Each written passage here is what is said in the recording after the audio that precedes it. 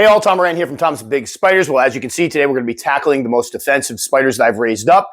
Now, I've been asked many times over the years to chime in on this topic, which are the most defensive spiders out there. And I haven't. And it isn't because I didn't want to. It's because I really haven't experienced a lot of defensive behavior with the tarantulas in my collection. It's kind of a source of pride for me. It's one of the things I've been doing for years, trying to show people they're not as scary and aggressive as some folks would like to make them out to be. So I haven't gone ahead and done this video because of that. However, over the course of the years, there have been a handful of spiders that I've kept that have been a little more rambunctious than some of the others. So I figured we could talk about them here today. Now, there's a couple points I want to make before we get into this. Number one, it is not a list of the most defensive tarantula species. That's impossible to do as far as I'm concerned because everybody's going to have slightly different experiences. These are just spiders that I've kept personally, and some I've only kept one specimen, so that might not be indicative of all the rest of the ones out there.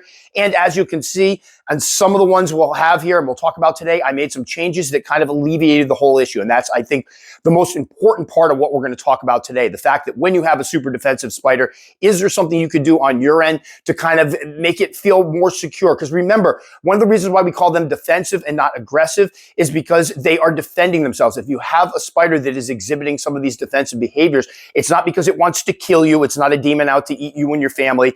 It's a spider that, for lack of a better term, to anthropomorphize for a bit, is scared. They are startled. They feel that they have to defend themselves because they're exposed, they're insecure in their surroundings, so they're reacting to something around them. And I always like to make that very clear because I found in my experiences, when you say something's aggressive, you take all the control out of the keeper's hands. You're just saying, this spider is mean, there's nothing I can do about it. When you say defensive, it means the spider is responding to something that you as the keeper are doing, perhaps incorrectly, and that if you fix it, you can alleviate the whole situation. So I want to make that very, very clear. So this is just some of the ones that I've kept that I found to be particularly feisty. And you'll see some of these ones you'll agree with, some of them you won't. And then number two, as we just talked about a moment ago, when you talk about defensive, it means you can change something. So we're also going to look at some of the spiders that I'm going to talk about today. It was my fault they were acting like this. I had them in setups that weren't optimal for the spiders. I did not give them the places to hide, the places to burrow, the places to web. I kept them in cramped enclosures in some cases, or at least I didn't think they were cramped, but the spider felt they were cramped. And that's when you get that defensive behavior. So one of the things we'll talk about as we go through this video are some of the tweaks and changes I made to their housing, to their husbandry, that actually allowed the spider to calm down quite a bit. And finally, some spiders just go through nasty stages. I've had many species that go through a stage where they're bolting around their enclosures, they're running threat postures, all that good stuff, and then they molt a couple times and they calm down. However, conversely, for those of you that think you can tame down tarantulas, I'm always reluctant to say that can happen. I think in between molts, you can sometimes get a spider that seems to tolerate handling more, but you always have to keep in mind that tarantulas will often change their temperaments after a molt. So I've had spiders that I wouldn't have hesitated if I was wanting to handle my spider to put my hand in there, get them on my hand and handle them. Then they molt. It's a totally different animal. So it works both ways. Sometimes they molt and they get more feisty. Sometimes, like some of the ones we're going to talk about today, are very feisty. They molt and they kind of calm down and mellow out a bit. So I want to make sure all of those points are clear. Now, finally, what constitutes defensive behavior? Well, here are the three behaviors we're going to be looking at today. Number one, using their speed to run, to bolt. Now, obviously, if you have a skittish spider, they will run around a little bit. Usually what happens, though, they race to their burrows or their hides. Today, we're talking about spiders that they don't go to their hides. They come out, they run over the side of the enclosure, they loop around. They're just using their speed to try to escape the situation. Number two, threat postures. A lot of the old world species, we always talk about the fact that they don't have the urticating hairs of new world species, therefore they use their fangs and their venom as a deterrent. And new world species can do the exact same thing. They can rear up in those crazy threat postures. They can move their fangs around. They can slap at the ground. That's intimidating. That's a sign that they're telling you to back off. It is defensive behavior. And finally, as we just mentioned, urticating hairs. For New World species, they can turn around. They have these urticating bristles on their abdomen. They can kick free. For those of you who haven't been around spiders before, a mild case feels like fiberglass dust. A really bad case can burn, itch. I've gotten blisters from them before. It's a wonderful deterrent especially if an animal is getting up in the spider's business, they get into the nasal passages, it could actually infect and kill the animal. It's very, very devastating to smaller animals. Humans, it's just very, very uncomfortable. So those are the 3 behaviors we're going to be looking at today. So the ones we're going to be talking about usually exhibit at least one. Some of them exhibit all 3. So enough of me talking. Let's take a look at my top. What did I end up with? 8, 9 most defensive spiders that I've raised up.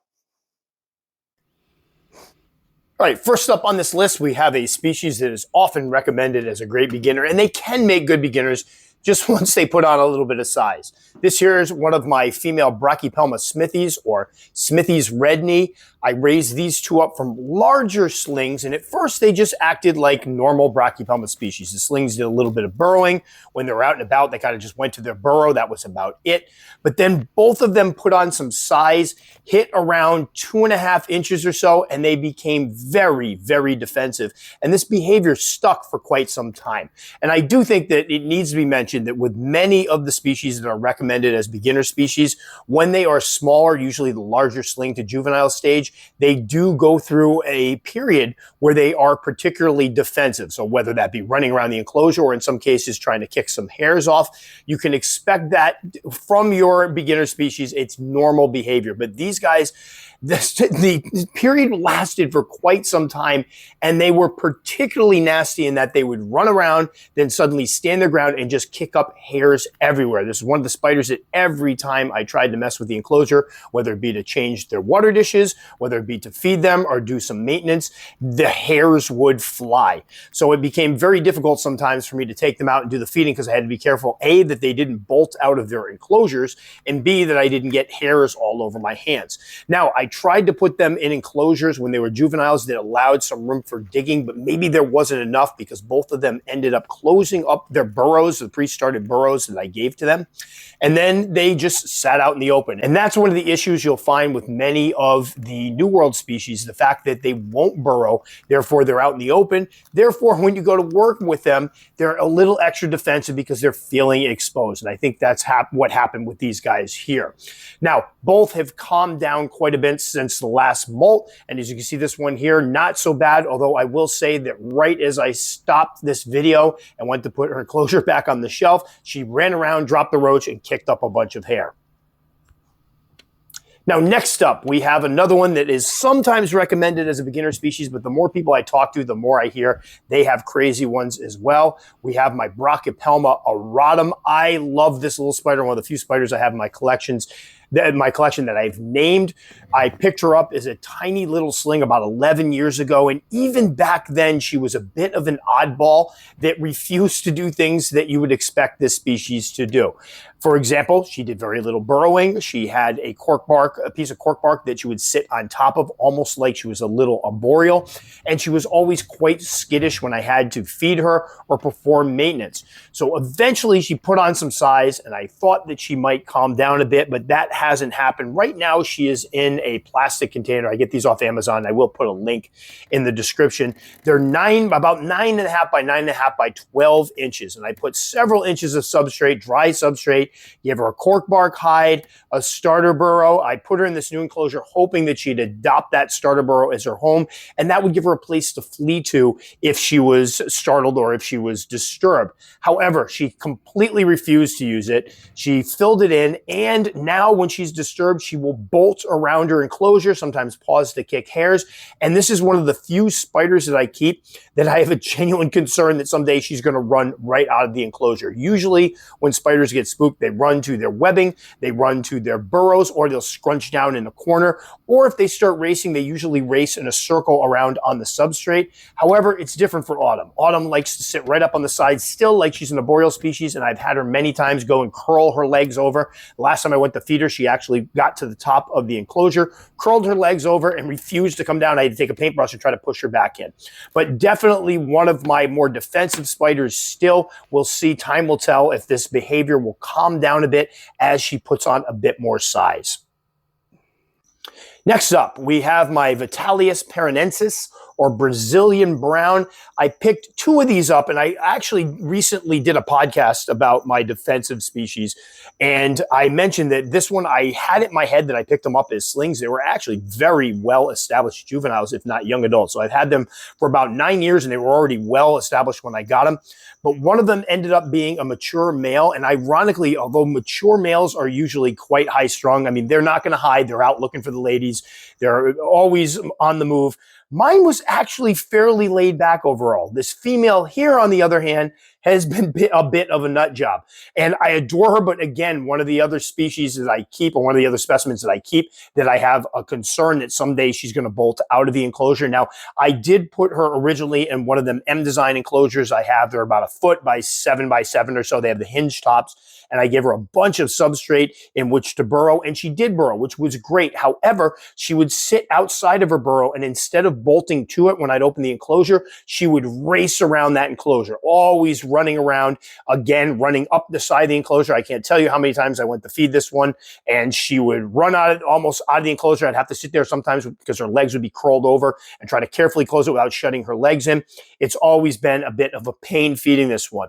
Now, obviously, we're talking about the fact that with a lot of these spiders here that we're going to be mentioning today, I made changes to their enclosures to try to alleviate some of those behaviors. I don't want my spiders being defensive. That's always, it's a matter of pride for me that my spiders are defensive. And I had a funny feeling that part of it was due to the fact that this spider just didn't have enough substrate to burrow the way she needed to burrow. Sure, she could dig up a little bit, but after she dug up around the cork bark and it kind of collapsed, it really wasn't a great burrow. So we recently rehoused her. I gave her one of the authentic Joy enclosures. I had probably around 5 or 6 inches of substrate in it, a cork bark hide, a starter burrow, and as you can see in these images here, in this video here, she has burrowed. She burrowed all the way down the bottom. First night she was burrowing all the way down the bottom. Dug out around a little bit around the edges. She has a nice deep burrow. And if you notice, when I took this off the shelf, there was no more bolting around or defensive behavior. She basically went into her burrow, and there she sat while I did this video. And then later on, I came back and checked on her, and she was kind of sitting along the front with her legs out. So this definitely fixed the situation. I feel bad now because obviously the reason why she was so upset when I would take her off the shelf and go to feed her is she felt exposed. I could have fixed that a long time ago, but better late than never, I guess. Now she has this new setup, and she's doing just fine. All right, next up, we have another hobby staple and another species that usually makes it to best beginner species list, albeit one with a little bit of an asterisk because it can be a bit more difficult than some of the other species, basically due to its speed. We have the Chromatopelma cyanopubescens, or cyanopubescens, the green bottle blue, also known as the GBB. I picked a couple of these up several years ago as slings, about 12 years ago, and immediately fell in love with them. The slings are stunning. This is one of the few spiders you can keep that the slings are gorgeous, the juveniles are gorgeous, and the adults are gorgeous. They just go through a bunch of wonderful color changes. And obviously, people covet these because they're one of the few, at least back in the day, were one of the few beginner species that sported blue. A lot of times when you see the blue species, they would be old world. So awesome spiders. But I had mine originally in little Amac boxes. I rehoused them into slightly larger containers. And then once they hit around 4 inches or 10 centimeters or so, I moved them both into terrestrial setups using the Sterilite bins that measure about 15.25 by 11.5 by 6 inches high, or 39 by 29 by 15 centimeters high. And this actually gave them a lot of floor space, which was great because they were a little on the smaller side at that time, but it didn't give them much height. And this is where I think my fun began, because at this point, they became two of the most defensive spiders that I've ever kept. We are talking about at the slightest movement, at the slightest airflow change, they would kick hairs. I couldn't even get these boxes, these enclosures, off of my shelves without these two spiders standing their ground and just kicking hair everywhere. So it became kind of a pain to feed them because every time I would take them out, and back then I would take all my spiders out and put them on my dinner table to feed them. As soon as I picked them up, they were on edge. I would take the tops off. They would be kicking hairs everywhere. I'd feed them. And then finally, once they got some food, they would calm down. But they did a lot of webbing, had blankets of webbing, but I realized they needed more height. So how did I fix them? Well, I gave them deeper enclosures. I took one of them and put her into a 12-inch or 30.5 centimeter Exoterra mini cube. For folks who are going to get their briefs in a bunch when somebody says this species is semi-arboreal, we'll avoid that. We'll call this one terrestrial plus. What does that mean? It means they benefit from some extra height. I'm not telling you to keep them like a true arboreal, but the extra height does allow them to fill their enclosures with that copious webbing that they love to do. I found that mine at that point would sit right out in the open on that webbing, calm as could be. When I would take her enclosure down, there were no more hairs kicked. There was no more running around the enclosure. She was just a much more secure, less defensive, shall we say, happier spider. So this is one when I hear from people that are keeping them terrestrially.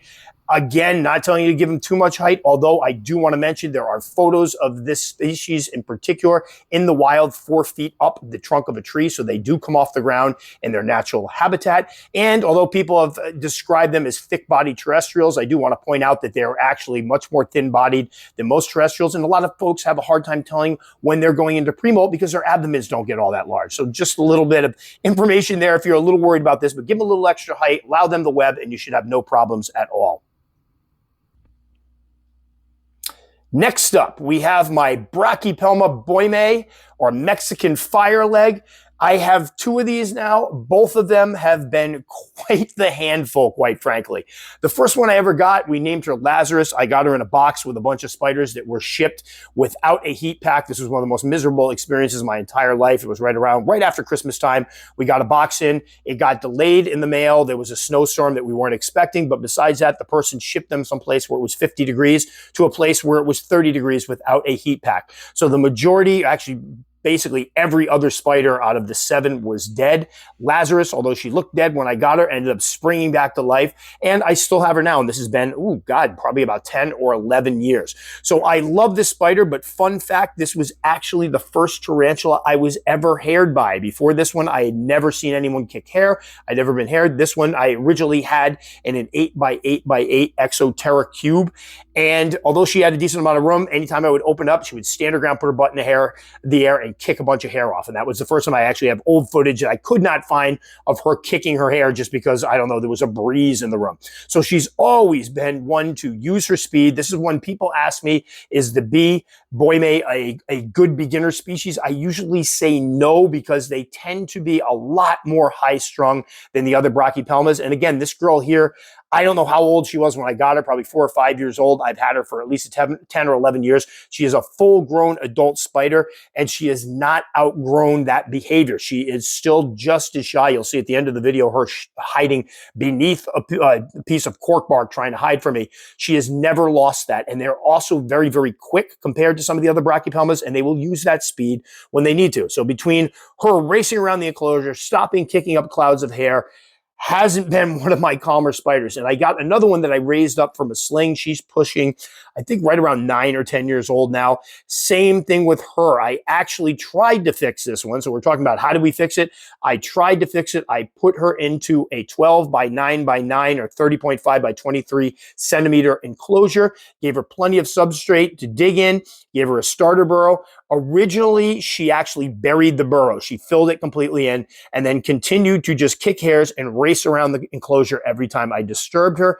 Now, as you can see from the footage I took today, she's calmed down a bit. So she's not quite as flighty. Maybe that's with old age and growing up a bit, but she still, if disturbed, will bolt around and be a bit of a handful. So that's something to keep in mind for folks who see Brachypelma and think, oh, this is going to be a good beginner species. The boime is one of the ones I tell people a little more intermediate because of that behavior, because of that speed, and because of the fact that they have those hairs and they will kick them. And next up, we have one of my favorite species and one of my favorite genus of terrestrial tarantulas, Phormictopus species Dominican purple. I love Phormictopus, as everybody knows. And back in the day when I got my first pecan cerides, I had read all this stuff about how nasty and ornery they are. I have not experienced that overall with any of my Phormictopus for the most part. And now, obviously, temperament's going to vary from specimen to specimen. I know some folks out there have high-strung ones, but I do believe a lot of the bad rep came from the fact that Phormictopus cancerides especially have been in the hobby since the 70s and were often pulled out of the wild. So I'm thinking a lot of that bad behavior was wild-caught specimens. I have kept several species and do keep several species and color forms of Phormictopus, and most of them are just pet rocks. They sit right out in the open. They behave themselves. However, the one that I have kept that actually showed off some of that legendary nasty temperament were my Firmictopus species Dominican purples.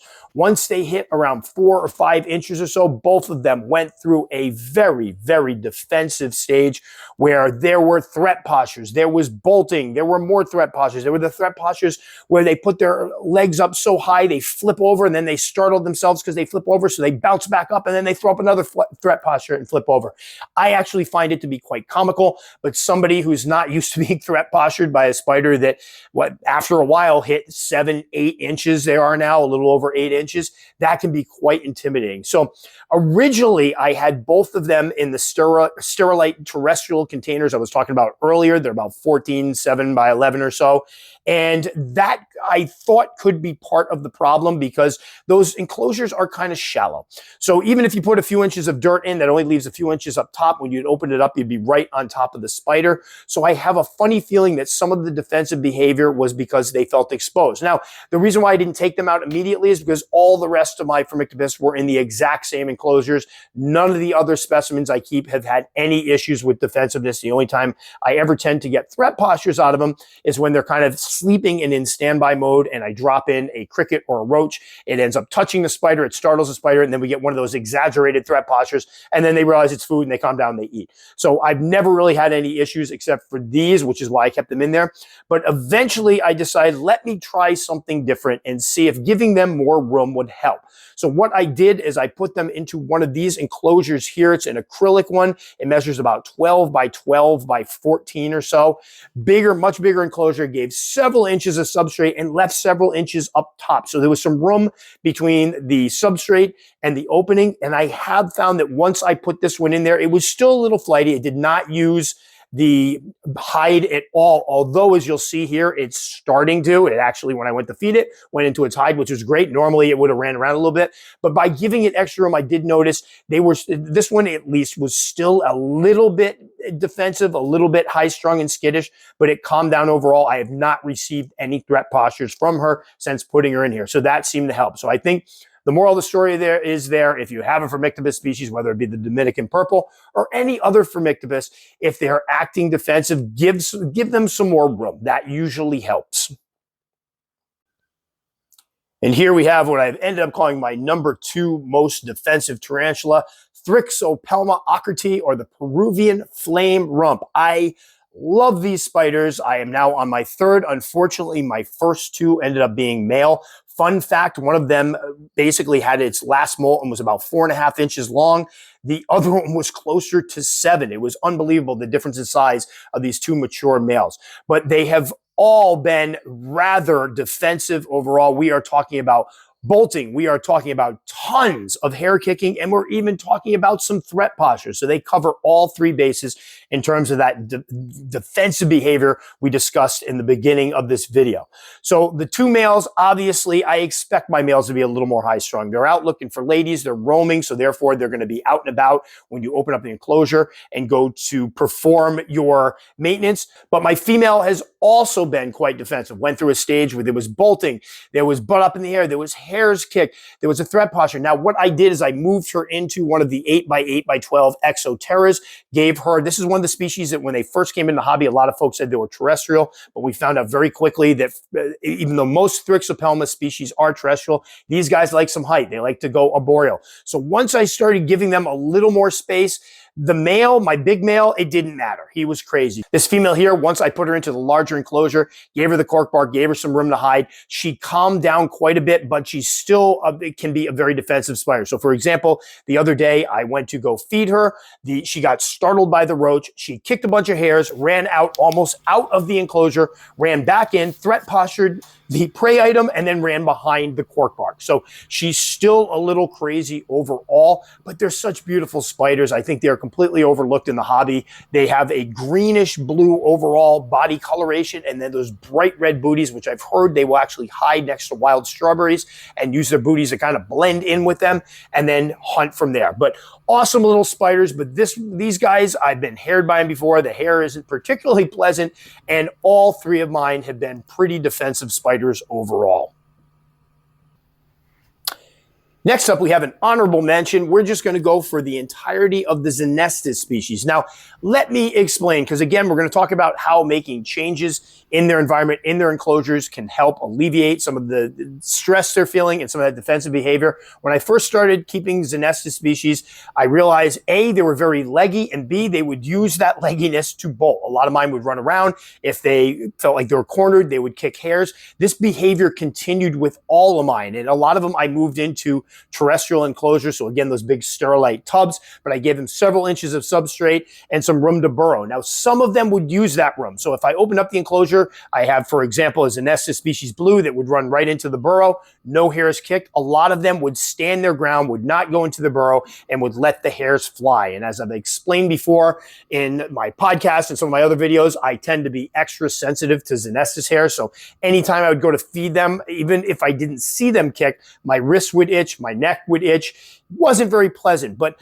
I have noticed that for some of the ones that were a little more high strung, if I gave them more room. So for example, I have my Xenestus intermedia. You can see I put it into one of the 10-gallon explosion proof reptile growth or barbarous growth enclosures. She was able to burrow properly. And now when I take that enclosure out to feed her, she just goes into the burrow. I've never had any hairs kick. She isn't bolting around the enclosure. She's calmed down a great deal. I also have another Xenestus blue that I put into a 12-inch acrylic cube by Tarantula Cribs.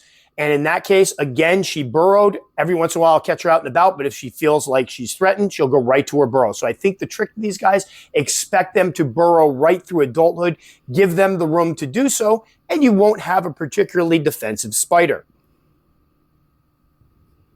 And then finally, we have my number one most defensive species. Some people are going to probably find this to be surprising. Others are going to agree with me. This seems to be one of those species of spiders that there is such variability in the temperaments that nobody can seem to agree. Is it a good beginner species or are they a bit crazy?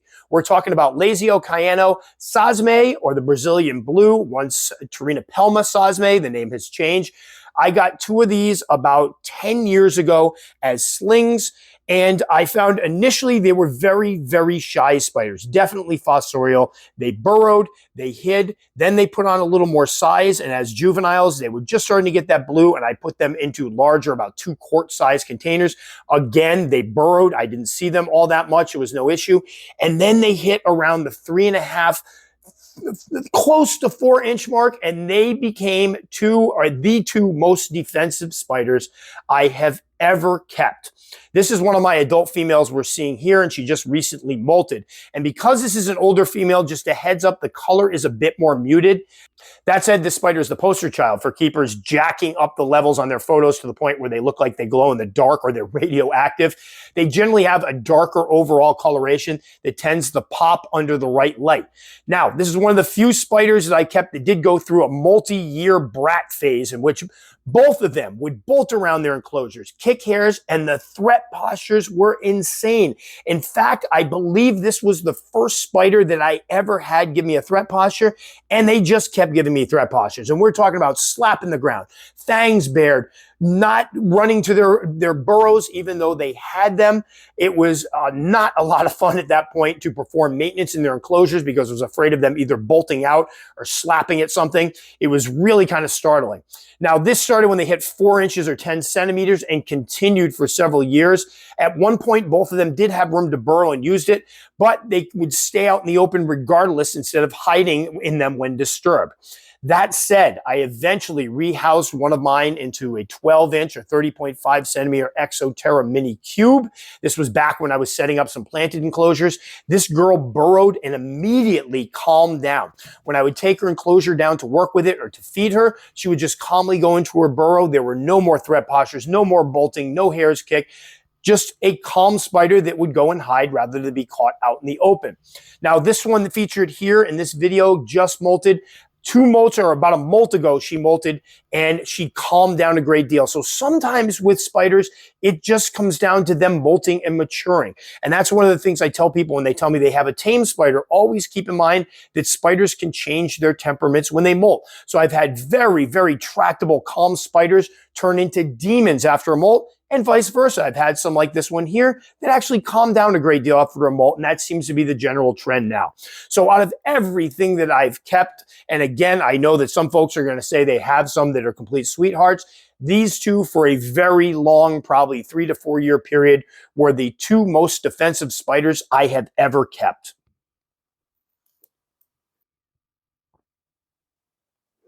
So finally, you may notice that there were no old worlds in this. I got to be completely honest. When I was putting together this list, I did a podcast on it, and I walked around the transfer room and visited each and every setup I had, each and every spider I had, to kind of make a note. Is this one that's giving me a hard time? Guys, I haven't had any issues with any of my old worlds. None of them made the list. If I put one on here, I would have been just doing it to appease the folks that were going to come on and go, wait a minute, there's no old worlds. This isn't right. Here's the situation. We often make comments, those of us who keep a lot of spiders, both old worlds and new worlds, that when doing rehousings, that's when you're going to run into problems. So in that instance, if you're doing a rehousing, old worlds carry more of a potential threat to bolt, to stand their ground, to throw up threat postures, to slap. Obviously, there's those dangers there, and I don't want to poo-poo or minimize that in any stretch of the imagination. However, most of us have found old worlds generally are more predictable. As far as enclosures, setting them up, if you set an old world up correctly, most of them are either going to burrow or they're going to web. And if disturbed, their first reaction is to hide. I can show this with every single old world I keep. I went to get some footage of my M. balfouri for this video to kind of include in a little montage at the end about old worlds. And guess what? There were 4 of them out. I took the cage down. I touched it. They all scuttled into their webs. So that's one of the things. If you keep old worlds correctly, you're not going to see them all that often, or at the very least, you're not going to have a defensive spider because they can get away. Are there outliers? Of course, there are outliers everywhere. But that's generally a rule of thumb, and why a lot of us say that old worlds are kind of easier to deal with than the new worlds. I just had the opportunity to run an arachnids club at my high school that I work at, and I had a bunch of kids in, and some of them had watched YouTube videos involving spiders. And one of them brought up a very popular YouTuber that's been around for a while that tends to do videos showing off his very aggressive spiders. They're slapping at the ground. He's watering them. They're going nuts. And I had one of the kids tell me, oh, old world species, I know about them. They're all really nasty and dangerous. And it gave me an opportunity to spring off this because some of the other kids knew this channel too. And not to badmouth, but to educate and explain why they're that way. We watched a couple videos and I pointed out exactly where the issue was. We have a fossorial species that isn't given enough room to burrow. It's up at the top. When he opens it up, it's not aggressive. It's defensive. It's scared, for lack of a better term. That's why he's getting all of those responses. So we're able to break it down, and it was neat to see the kids kind of go, oh, so they're not as scary. And I'm like, no, they're not. It's the potential for the venom. So that always needs to be kept in mind when you're looking at something like this. And that's why I think, because I give my old worlds plenty of room to do what they need to do, I don't have a lot of issues with them.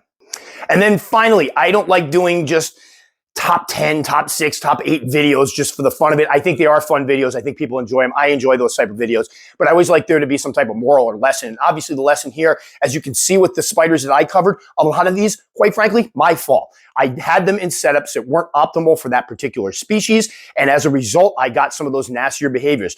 I often bring up the GBB as one that, for years we talked about them being terrestrial, and I do. They're obviously mostly a terrestrial spider, but we're going to call them terrestrial plus because even in the wild, they are seen going above the ground, webbing up in the bases of bushes.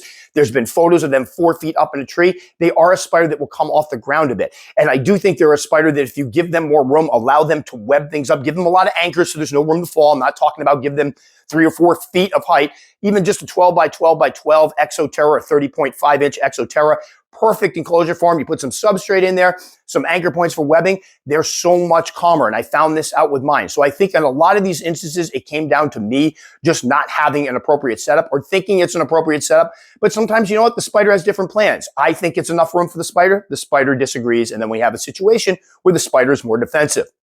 So finally, what I'd love for you guys is to chime in. Which have been your most defensive tarantulas and why? Were you able to figure out, did you just have, for lack of a better term, a mean spider? Because there are, I guess, ones out there. I've been very lucky to not experienced many, but was it a mean spider? Was there something you changed in the setup? Was it able to calm down? Did it molt and get rid of the behavior?